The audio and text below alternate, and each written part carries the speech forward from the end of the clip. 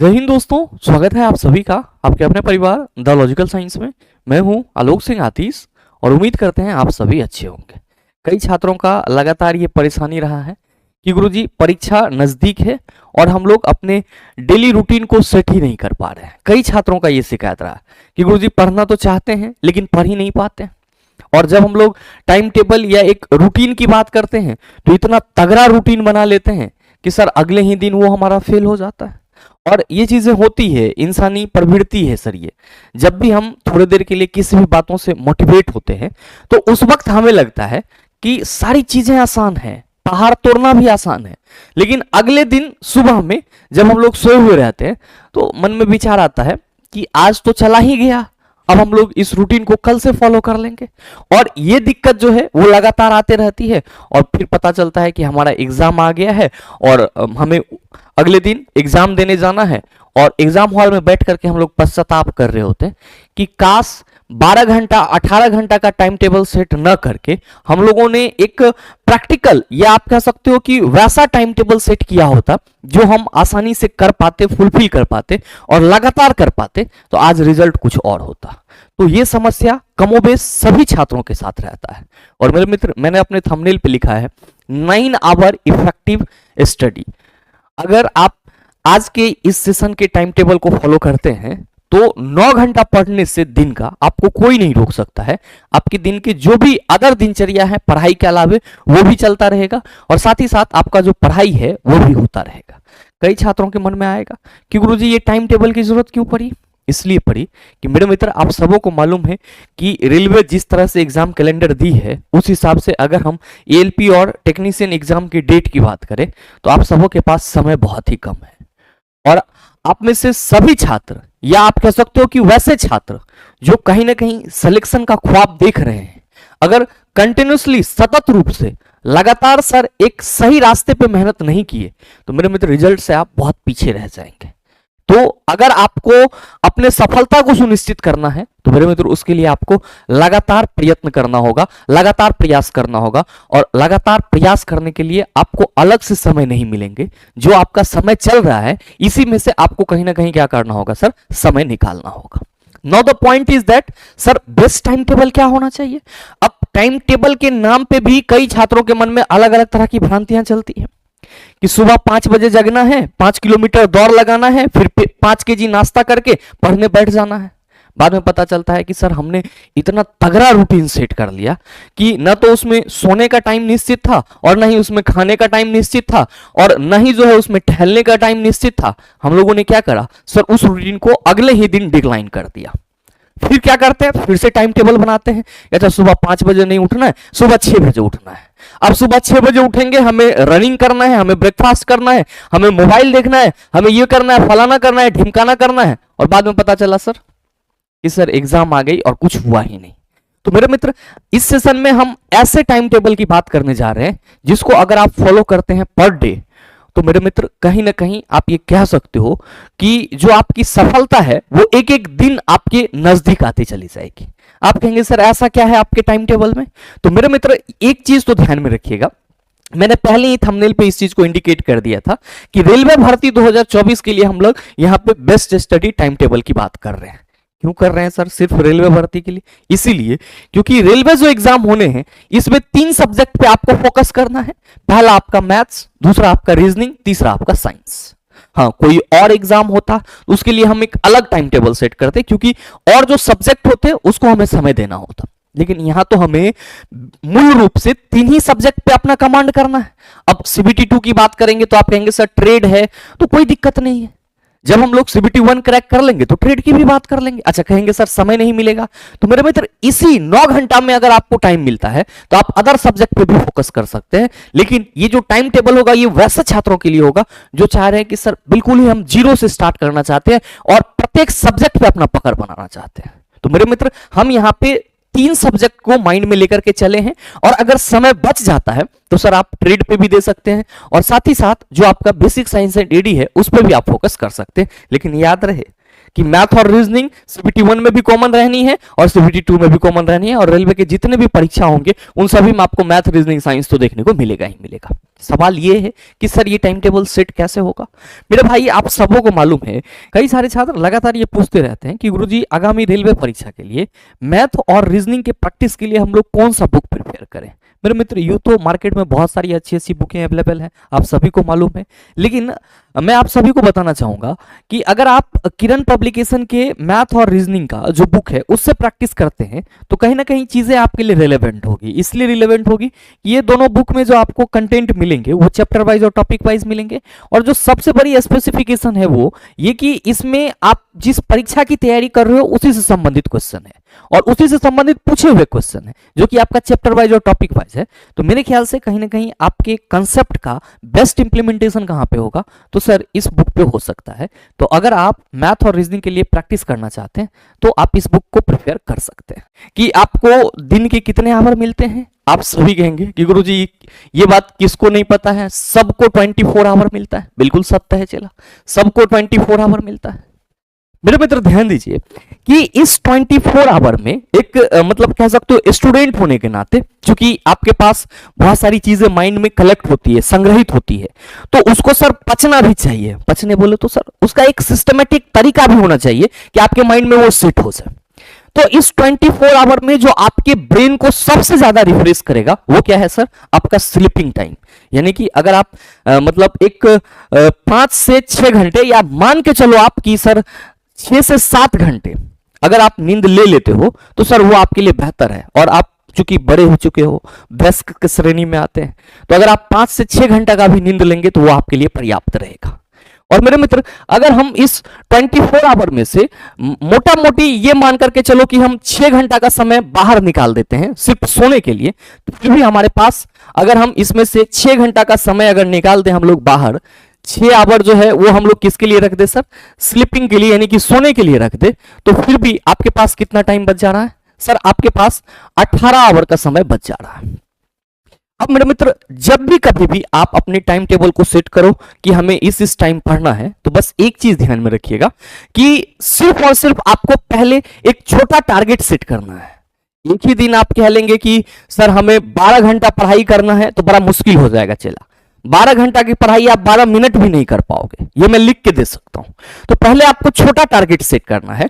और मेरे मित्र, आप सभी ये चीज ध्यान में रखिएगा, मैंने क्या सोचा है आप सबों के लिए, आप सब जो है एक रूल फॉलो कर लो, एक रूल फॉलो कर लो। और वो रूल आपका क्या है, तो सर 4 + 3 + 2, 4 + 3 + 2, ये आपका एक मतलब कह सकते हो कि रूल होना चाहिए कि हमें जो पढ़ाई करनी है वो किस तरीके से 4 + 3 + 2। ये 4 + 3 + 2 क्या है, तो 4 आवर, 3 आवर और 2 आवर, टोटल कितने हो जाते हैं सर, आप कहेंगे सर 9 आवर हो जाते हैं। मेरे मित्र ध्यान दीजिए, अमूमन आप सभी अगर छात्र हैं तो छात्र जीवन में आप कितने बजे उठते हैं। बहुत सारे मित्र होंगे जो कहेंगे गुरुजी हम 8 बजे उठते हैं, 7 बजे उठते हैं। तो चला जी, ये बात आप मान के चलिए कि आप कंपटीशन के दौर में शामिल नहीं है, ठीक है, क्योंकि अगर आप 8 बजे उठते हैं तो जाहिर सी बात है कि आप 2 घंटा पूरे दुनिया से लेट चल रहे हैं। मेरे मित्र, अमूमन अगर हम एक स्टैंडर्ड टाइम माने, एक स्टैंडर्ड टाइम माने जगने का, तो वो क्या होगा सर, मतलब 5:30 से 6 के बीच में आप सबों को बेड छोड़ देना चाहिए था। या मेरे मित्र, आप ये मान के चलो कि आप कितने बजे उठते हो सर, मान के चलते हैं सर आप 5:30 बजे जगते हो, 5:30 बजे आप जगते हो और आधा घंटा में आप फ्रेश हो जाते हो, मतलब बोले तो 6 बजे तक आप पूरी तरीके से अगले दिन के लिए तैयार हो जाते हो, ठीक है। अब मेरे मित्र 6 बजे अगर आप पढ़ने के लिए बैठते हो तो ध्यान दीजिएगा कि आपका पहला स्लॉट जो है वो कितने का होना चाहिए सर, 4 घंटे का होना चाहिए। और ध्यान दीजिए कि यहां पे अगर हम 6 बजे पढ़ने बैठते हैं तो एक स्लॉट हम बना लेते हैं कब का सर, 6 से लेकर के 10 तक का, 6 से लेकर के 10 तक का। अब इस 6 से 10 के बीच में मेरे मित्र लगातार आपको पढ़ाई नहीं करना है, लगातार आपको पढ़ाई नहीं करना है। आप चाहें तो सर प्रत्येक 10 मिनट के, प्रत्येक 1 घंटा के बाद आप 10 मिनट का ब्रेक ले सकते हैं। या फिर मेरे मित्र चूंकि 6 से 10 AM के बीच में आपका टोटल टाइम 4 आवर होता है, तो इसको भी आप क्या करो सर, तोड़ दो कितने में सर, 2 आवर, 2 आवर + 2 आवर में। इसको भी आप क्या करो सर, 2 आवर + 2 आवर में तोड़ दो। अब ध्यान दो यहाँ पे कि 2 आवर और 2 आवर में जो आपने इसको तोड़ा है, तो यहाँ पे आप मेरे मित्र जो रियल आपका पढ़ाई है उसको सर आप 1 आवर 45 मिनट रखो और यहां पे भी 1 आवर 45 मिनट रखो। अब ध्यान दो, यहां से आपको 1 आवर 45 मिनट और 1 आवर 45 मिनट का 2 स्लॉट मिल गया। ध्यान दीजिएगा कि 15 मिनट आपका यहां बच रहा है और 15 मिनट आपका यहां बच रहा है। मेरे मित्र ये 15 मिनट जो आपका 30 मिनट का ब्रेक हो रहा है, ये आपके 4 घंटा के स्टडी के बीच में क्या हो जाएगा, आधे घंटे का ब्रेक हो जाएगा। आप अपने इच्छा अनुसार जब भी आपको लगे कि अब चीजें हमारे दिमाग में नहीं घुस रहा है तो आप ब्रेक ले लीजिए, लेकिन फिर से सर आप 1 आवर 45 मिनट का एक स्लॉट जो है उसको मिस मत कीजिए। तो मेरे मित्र अगर आप सुबह 6 बजे भी उठते हो, अगर आप सुबह 6 बजे भी उठते हो तो 6 से लेकर के 10 बजे तक आप 4 घंटे के स्लॉट में अगर 1 आवर 45 मिनट और 1 आवर 45 मिनट का स्लॉट बनाते हो तो मेरे मित्र आप क्या देखोगे कि सर हम यहां से 3.5 घंटा आसानी से पढ़ पा रहे हैं। कितना सर, 3.5 घंटा हम आसानी से पढ़ पा रहे हैं, यानी कि आप ये कह सकते हो कि हमारा जो पहला स्लॉट था वो क्लियर हो गया। अब ध्यान देना, 10 बजे के बाद बहुत सारे छात्र ऐसे होंगे जो घर में रहते होंगे तो उनको तो खाना मिल जाता है। बहुत सारे छात्र ऐसे होंगे जो घर से दूर लॉज में पढ़ाई करते होंगे तो कहीं ना कहीं उनको खाना बनाने का भी टेंशन रहता है। तो मेरे मित्र 10 से 12 बजे के बीच या मतलब 12:30 बजे तक आप खाना पीना बना सकते हो, खा पी सकते हो। याद रखिएगा कि अगर आप मतलब एक रिफ्रेशमेंट चाहते हैं, तो सर 12:30 बजे से लेकर के 2:30 बजे तक, या आप कह सकते हो कि सर 10 बजे से लेकर के मतलब 2:30 बजे तक जो आपकी दिनचर्या होना चाहिए उसमें आपका नहाना धोना मतलब खाना पीना जो कुछ भी है, एक ब्रेक, वो सारी चीजें होनी चाहिए। मतलब आप कह सकते हो कि 10 बजे सुबह से लेकर के आप 2:30 बजे दिन तक, सर 2:30 बजे दिन तक क्या कर सकते हो, तो जो आपका डेली का काम है, अगर आप बाहर रहते हो या फिर घर में रहते हो तो सर खाना पीना खाइए, आराम से गप लड़ाइए, कोई दिक्कत नहीं है सर।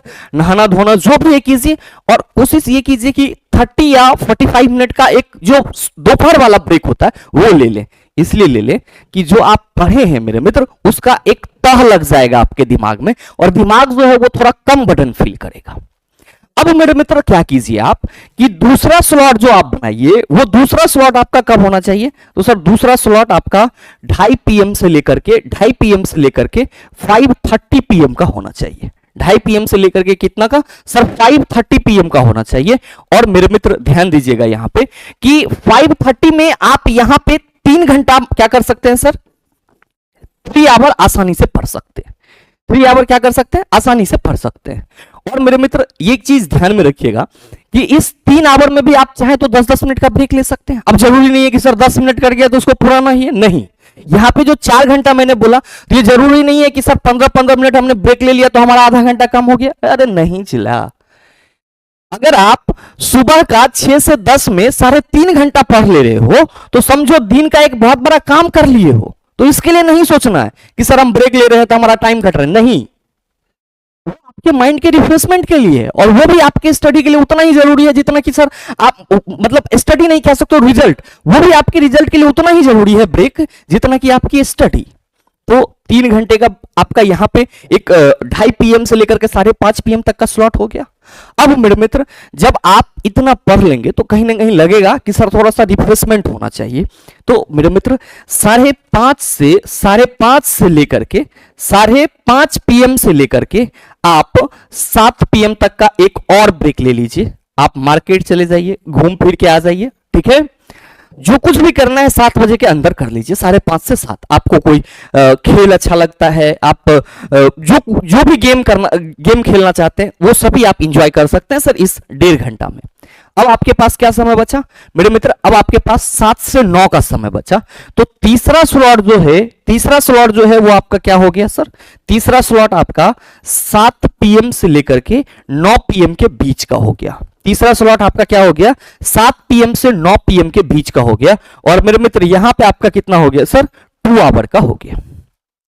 अब अगर आप सही से इसको जोड़ कर देखो और अगर आप इस तरह से डेली चीजों को मेंटेन करते हैं तो आप बताओ कि ये चीजें आपको कहां पे बर्डन लगेगी। आपको पर्याप्त सोने के लिए भी समय मिल रहा है, आपको खाना बनाना है, खाना है, दोपहर में थोड़ा रेस्ट करना है उसके लिए भी समय मिल रहा है, और साथ में साथ आपका जो रात वाला पढ़ाई है वो भी इंक्लूड हो रहा है, चल रहा है, शाम में भी आपको टाइम मिल रहा है। तो मेरे मित्र ये 4 घंटा और ये 3 घंटा और ये 2 घंटा, 4 3 7 2 9, 9 घंटा आपका इफेक्टिव स्टडी होगा अगर आप इस रूल को फॉलो करते हैं। 4 प्लस 3 प्लस 2, अगर इस रूल को आप फॉलो करते हैं तो 9 आवर की आप इफेक्टिव स्टडी कर सकते हैं। 9 आवर की आप इफेक्टिव स्टडी कर सकते हैं। और याद रखिए कि 9 से लेकर के सर आपको मतलब 10 साढ़े 10 बजे तक रात के खाना की जुगाड़ में आप लग जाइए और हार्डली ये कोशिश कीजिए कि आपको 11 बजे तक सर सो जाना है। अगर आप पढ़ाई वगैरह नहीं कर रहे हैं तो आपको 11 बजे तक सो जाना है और 11 बजे आप सोइएगा तभी आप 5:30 बजे जगिएगा। अगर सर फोन पे लत लगा हुआ है तो वो चीजें आपको बर्बाद कर देगी, तो उसको थोड़ा सा कस्टमाइज कीजिए मेरे मित्र, आप अपने लक्ष्य पे फोकस कीजिए। और ये जो आप लोग रूटीन बनाते हैं कि हमें 12 घंटा 18 घंटा पढ़ाई करनी है, वो रूटीन नहीं है। वो आपके थोड़े से समय के सर उत्तेजना को जो है वो आप क्या करते हैं अपने कॉपी पे उड़ेल लेते हैं और उस उत्तेजना को जब आपने कॉपी पे उड़ेल लिया है तो माइंड लगातार ये हिट करते रहता है कि सुबह तो हमको कल से 12 घंटा पढ़ना है, 12 घंटा पढ़ना है। और हम लोग का जो माइंड है वो इतना हम लोग को बेवकूफ बनाता है जो आप सभी समझ पा रहे होंगे। कभी कहेगा ये कर लो, कभी कहेगा वो कर लो, कभी कहेगा बॉडी में पेन हो रहा है, कभी कुछ कहेगा कभी कुछ कहेगा। तो माइंड को किस तरह से कंट्रोल करना है ये हमारे ऊपर डिपेंड करेगी कि हम अपने माइंड को किस तरह से चला रहे हैं। लेकिन अगर हम बेस्ट स्टडी टाइम टेबल की बात करें जो एक कंफर्टेबल हो, प्रैक्टिकल हो, जिसको आप अपने डेली लाइफ में मतलब कह सकते हो कि उतार सकते हो, वो क्या रहने वाला है? तो सर यही रहने वाला है। और ध्यान दीजिएगा अगर आप 11 बजे भी सोते हैं तो 11 बजे से लेकर के 5:30 बजे तक 6.5 घंटा का जो नींद है वो आपके लिए बेहतर होगा। और मेरे मित्र आप दोपहर में भी 30-45 मिनट आप आराम कर लेते हो तो कहीं ना कहीं आपका माइंड भी क्या होगा सर, बहुत अच्छे तरीके से फ्रेश रहेगा। अब रही बात सर हमें 3 सब्जेक्ट पे फोकस करना है, मैथ, रीजनिंग और साइंस। अभी फिलहाल में अब जैसे जैसे आपकी सिटिंग पावर बैठ जाएगी तो मेरे मित्र आप इसी 9 घंटा में दूसरे सब्जेक्ट को भी इंक्लूड कर सकते हो। ऐसा नहीं है कि 9 घंटा आप सिर्फ मैथ, रीजनिंग और साइंस ही पढ़ेंगे, 3-3 घंटा संभव है? आप कहेंगे नहीं। तो मेरे मित्र आप अपने मतलब कह सकते हो कि कैपेसिटी के हिसाब से जो आपका सब्जेक्ट है उसका एक स्टडी मतलब टाइम बना लीजिए कि जो हमारा 6 से 10 है, जो हमारे 6 से 10 का 4 घंटा का समय है, अगर हम उसमें से 15-15 मिनट का ब्रेक भी ले लेते हैं तो इस 3.5 घंटा में हमें कौन सा 2 सब्जेक्ट पे फोकस करना है? तो सर 2 सब्जेक्ट आपका यहां हो जाएगा, 1 सब्जेक्ट आप 2 सब्जेक्ट आप चाहें तो यहां पे भी पढ़ सकते हैं सर, फिर आपके पास यहां भी टाइम है। तो कौन से सब्जेक्ट पे आपको कितना समय देना है ये आपकी कैपेबिलिटी पे डिपेंड करेगा। और प्रत्येक छात्र की जो सब्जेक्ट पे पकड़ होती है सर वो अलग अलग होती है, तो हम उसमें छेड़छाड़ नहीं करेंगे कि आप मैथ में 2 घंटा पढ़ लीजिए कि साइंस से 4 घंटा पढ़ लीजिए, हम ऐसा कुछ नहीं कहेंगे। हम बस आपको ये कहेंगे कि सर अगर आप अपने दैनिक जीवन को कुछ इस तरीके से आगे बढ़ा रहे होते तो आगामी जो आपका रेलवे भर्ती है कहीं ना कहीं उसमें आपका सिलेक्शन पूरी तरीके से क्या होगा सर, सुनिश्चित होगा। तो बहुत ज्यादा बर्डन वाला टाइम टेबल मत बनाइए, बस ये जो टाइम टेबल है 4 + 3 + 2 इसका रूल अपनाइए सर, ये वाली रूल को आप फॉलो कीजिए। और ध्यान दीजिएगा कि लगातार आप अगर अपने एग्जाम तक इस चीज पे फोकस्ड रहे, इस चीज पे केंद्रित रहे तो मेरे मित्र रिजल्ट आपके हक में होगा। बहरहाल इससे ज्यादा हम वीडियो को लंबा नहीं करेंगे, हमें सिर्फ और सिर्फ ये समझाना था कि एक इफेक्टिव टाइम टेबल का जो स्लॉट है वो कैसे बनाया जाए। और मेरे ख्याल से आप सभी बखूबी समझ पाए होंगे और साथ ही उम्मीद करते हैं कि आप सभी छात्रों को ये सेशन अच्छा लगा होगा। अगर आपको अच्छा लगा तो सेशन को आप अपने दोस्तों के साथ शेयर कीजिएगा और अगर चैनल पर नए हैं तो सब्सक्राइब करके बेल आइकन दबा लीजिएगा ताकि इस तरह के एग्जाम रेलेवेंट वीडियो का नोटिफिकेशन सबसे पहले आपके पास पहुंचे और आप उसको सबसे पहले देख पाओ। मिलते हैं फिर अगले वीडियो सेशन में, तब तक के लिए best of luck, thank you, have a nice day.